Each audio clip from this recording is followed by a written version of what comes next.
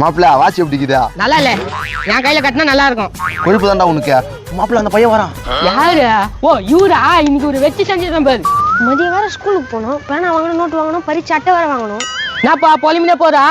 நான் புலம்பின்னு போனா உனக்கு நான் பேனா வாங்கி தருவியா, நோட்டு வாங்கி தருவியா, பரீட்சை அட்டை வாங்கி தருவியா? இதெல்லாம் நான் வாங்கி தரேன், உங்க அப்பா வாங்கி தர சொல்லு. நான் எங்க அப்பனை வாங்கி தர சொல்றேன், நீ ஏன்டா கேட்ட புலம்பின்னு போறேன்னு?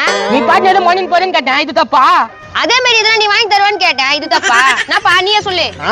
நீ கேட்டது எந்த தப்பும் இல்ல. என்னடா அவன் பக்கம் பேசுறா? இல்ல மாப்பிள்ள, அவன் நியாயமா பேசுறான். அவன் பாட்டு தானே போயின்னு இருந்தான். வாக்கு போக்கு இல்லாத வளர்ந்தவனுக்கு அடுத்தவன் வழி தச்சுல எப்படி தெரியும்? மாப்பிள்ள என்னவோ பேசுறேன்டா. நீ தானே நிறுத்தின, நீயே பேசிக்கோ.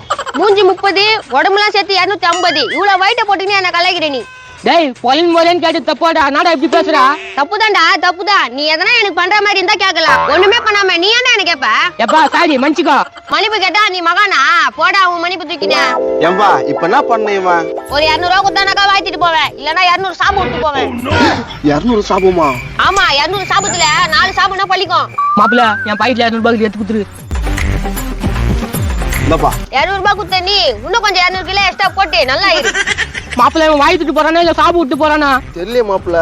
தேவையில்லாம கூப்பிட்டு 200 ரூபாய் போச்சு. விதி ஒன்னே பண்ண முடியாது. பாத்துக்கிறேன் இன்னொரு நாள்.